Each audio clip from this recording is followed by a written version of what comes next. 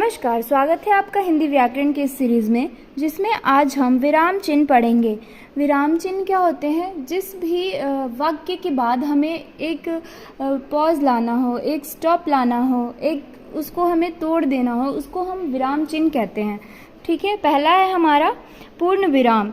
नाम से ही मैं स्पष्ट हूँ, वाक्य पूर्ण होते ही मैं उपस्थित हो जाता हूँ। जैसे मेरा नाम विराम है, मैं अविराम का छोटा भाई हूँ। आप समझ पा रहे हैं? जब मैंने बोला मेरा नाम विराम है, तो ये एक वाक्य पूरा हो रहा है। तो पूर्ण विराम कब लगता है? जब एक वाक्य पूरा हो जाए तो पूर्ण विराम का प्रयोग करते हैं। अर्धविराम। पूर्ण नहीं हूँ मैं, हाँ महोदय, वाक्य के बीच में ही शोभायमान हो जाता हूँ। इसका एग्जाम्पल देख लेते हैं। जब भी शाम आता है तुम भी आ जाते हो। यानी एक कॉमा से हम इसको, एक डॉट और एक कॉमा से हम इसको डिनोट करते हैं, इसको चिन्हित करते हैं, और ये तब हम इसको लगाते हैं जब हमारा वाक्य पूरा ना हुआ हो और हमें उस वाक्य के आगे भी कुछ ना कुछ कहना हो, तो हम अर्धविराम का प्रयोग करते हैं। अल्प विराम। अल्प विराम क्या है? जब भी वाक्य आदि में एक तरह की वस्तुएं आदि को सूचित करने वाला शब्द आते हैं, उसे अपनी उपस्थिति दर्ज करनी होती है। ठीक है, इसको कब हम करते हैं? इसका मतलब ये है कि जब भी एक जैसे या एक समूह के किसी एक समूह के बारे में बात की जाए तो हम अर्धविराम का प्रयोग करते हैं।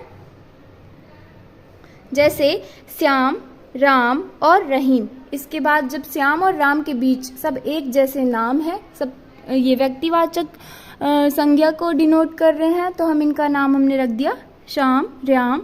ये सारे राम और श्याम के बीच का अंतर हमने प्रस्तुत करने के लिए जो भी चिन्ह का प्रयोग किया है वो हमारा अल्प विराम है। उपविराम। मूल बात को लिखने से पहले मुझे उपस्थित कर दें तो मैं गदगद हो जाऊं। यानी जब भी हमें कोई मूल बात या कुछ ऐसे बातें जो हमको आगे इसको पूरा परिभाषित करके लिखना हो, तो हम इसका प्रयोग करते हैं। जैसे राम 3 हैं, परशुराम, श्री राम, बलराम। तो ये आगे तक हुआ ना, जब हमने इसको आगे भी डिस्क्राइब किया है कि कितने राम हैं, 3। तो हम उपविराम का प्रयोग करते हैं। उपविराम का चिन्ह क्या है? 2 बिंदी एक साथ हम लगा के इसको चिन्हित करते हैं। प्रश्नवाचक चिन्ह। उत्तर की अपेक्षा करें और मैं न रहूं, ऐसा हो ही नहीं सकता। यानी जब भी हमें कोई प्रश्न करना हो तो हम प्रश्नवाचक चिन्ह का प्रयोग करते हैं। और इसको हम चिन्हित कैसे करते हैं वो आप देख सकते हैं। इसका एग्जाम्पल देखिए। आप कहाँ जा रहे हैं? और जब भी हम कोई प्रश्न करते हैं तो इसको अंकित करना अनिवार्य होता है।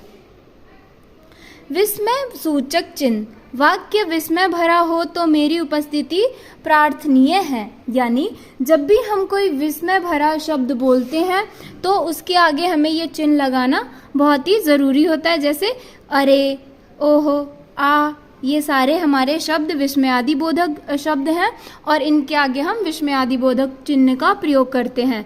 जैसे इसका उदाहरण देखिए। अरे तुम कब आए? निर्देशक चिन्ह। शब्द के बाद मुझे लगा के उसकी परिभाषा या उसकी उपयोगिता आदि को चर्चित कर दीजिए। यानी कुछ भी हमें डिस्क्राइब करना हो, कोई परिभाषा देनी हो, तो हम इसका प्रयोग करते हैं। जैसे, जैसे के बाद लगा हुआ हो। आप एग्जाम्पल में जैसे को ही देख सकते हैं। संयोजक चिन्ह। यानी संयोजक का अर्थ क्या है, पहले आप ये जान लें।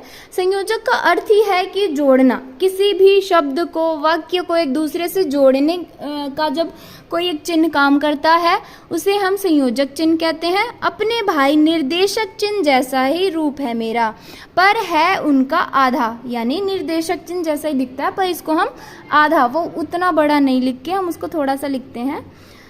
मैं अभिन्न शब्दों के बीच में आकर उनमें प्रेम को बढ़ा देता हूँ। यानी जैसे इसमें माता और पिता, माता अलग है और पिता अलग है, पर इन दोनों के बीच का संबंध दिखाने के लिए हमने संयोजक चिन्ह का प्रयोग किया है। विवरण चिन्ह। विवरण चिन्ह क्या होते हैं? विवरण लिखने से पहले मुझे लगाइए जैसे मेरे रूप का विवरण लिखते समय लगाया है आपने। ठीक है, जैसे भी कुछ भी हमें विवरण लिखना हो या किसी भी टॉपिक के ऊपर कोई भी सूची बनानी हो या कुछ भी हमें विवरणात्मक रूप से लिखना हो तो हम इस चिन्ह का प्रयोग करते हैं।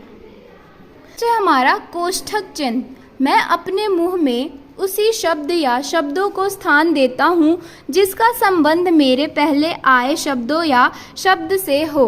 जैसे वह मुंबई महाराष्ट्र में रहता है।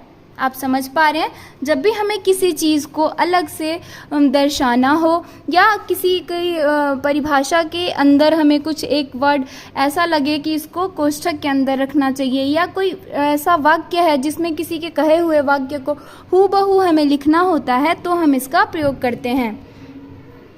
उदाहरण चिन्ह, उदाहरण चिन्ह को क्या कहते हैं? Inverted commas. ठीक है, इंग्लिश में। मैं मूल शब्द या शब्दों को घेर कर उसकी उपयोगिता को सबकी नज़रों में लाता हूँ। यानी ये इसी के लिए ही प्रयोग ही किया जाता है कि जब भी कुछ चीज़ को हमें हाईलाइट करना हो या अलग से दर्शाना हो तो हम इसका प्रयोग करते हैं। इसका नाम क्या है? उद्धरण चिन्ह। जैसे इसका उदाहरण देखिए, जैसे माँ मंत्रा प्रभाकर द्वारा लिखा गया है। राम ने कहा सीता अच्छी है।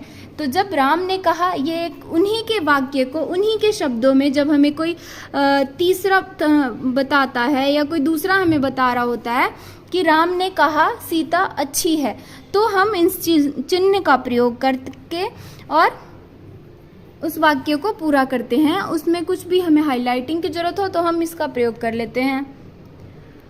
पुनरावृत्ति सूचक चिन्ह। पुनरोक्ति सूचक चिन्ह मेरा प्रयोग करने से आप एक ही शब्द को एक के नीचे एक कई बार लिखने से बच सकते हैं। ठीक है, ये आप लोग बहुत प्रयोग करते होंगे। जब भी एक ही जैसा शब्द मैम या कोई टीचर लिखवाती है तो हम पूरा ना लिख के जो उसमें चेंज हो रहा है, जो उसमें बदल रहा है वो लिख के और उसके नीचे हम 2 ऐसे लाइन खींच देते हैं, तो ये हमारा हो जाता है पुनरुक्ति सूचक चिन्ह। इसका प्रयोग देखिए। लाघव चिन्ह, ये कैसा दिखता है? एक गोल जीरो टाइप का दिखता है। शब्द को संक्षेप में लिखना चाहते हैं तो मेरा उपयोग करें। समझ आया आपको? जैसे भाप्रो संघ यानी भारतीय प्रौद्योगिकी संस्थान। तो जब भी हमें ये पूरा लिखना था तो हमने क्या किया? एक शब्द लिखा और उसके आगे हमने एक जीरो सा छोटा सा जीरो का एक रूप लगाया और फिर हम इसको पूरा प्रयोग कर रहे हैं। ऐसे ही पंडित मदन मोहन मालवीय, तो पंडित की जगह हमने पन लिख के और एक छोटा सा जीरो बना दिया, तो ये हो गया हमारा लाघव चिन्ह। पद त्रुटिबोधक, ये हम प्रयोग करते हैं हमेशा अपने नोटबुक में। हमेशा जब भी हमें कुछ लिखना हो तब जब कुछ छूट जाए तो हम इसका प्रयोग करके और हम उसी लाइन के ऊपर इसको लिख सकते हैं। जैसे जब किसी वाक्य अथवा वाक्यांश में कोई शब्द अथवा अक्षर लिखने में छूट जाता है तो टूटे हुए वाक्य के बीच में मेरा प्रयोग करके टूटे हुए शब्द को ऊपर लिख सकते हैं। यानी कुछ भी हमें लिखते समय, कोई भी वाक्य लिखते समय कुछ भी एक ऐसा शब्द, एक वाक्य, एक वर्ड, कोई भी ऐसा जो छूट गया है उसको हम इस त्रुटिबोधक को प्रयोग करके हम लगा सकते हैं और लिख के हम उस वाक्य को पूरा कर सकते हैं। लोप चिन्ह, लोप चिन्ह कैसा होता है? हिंदी भाषा में जब वाक्य का या अनुच्छेद के कुछ अंश छोड़कर लिखना हो तो मेरा प्रयोग किया जाता है। ठीक है, यानी जैसे पूरा मैम ने अगर आपको दे दिया है पूरा एक कविता लिखने के लिए, तो आप शुरू की 2 पंक्तियां और लास्ट की 2 पंक्तियां लिख के बीच में जो डॉट डॉट लगाते हैं उस चिन्ह का नाम होता है लोप चिन्ह। ठीक है, अब आप अच्छे से समझ पा रहे होंगे। जैसे गांधी जी ने कहा परीक्षा की घड़ी आ गई है, फिर उसके बाद डैश डैश लगाया हमने, फिर हम करेंगे या मरेंगे। ठीक है, इस पूरे एक पैराग्राफ को या पूरे एक कविता को या पूरे एक वाक्य को हम पूरा ना लिख करके जब शुरू की 2 पंक्ति और लास्ट की 2 पंक्ति लिखते हैं और बीच में ये जो डॉट डॉट का या बिंदी सा जो चिन्ह है उसको हम लगाते हैं तो ये हमारा हो जाता है लोप चिन्ह। धन्यवाद। अगर आपको मेरी वीडियो अच्छी लगी हो तो लाइक, शेयर एंड सब्सक्राइब करें।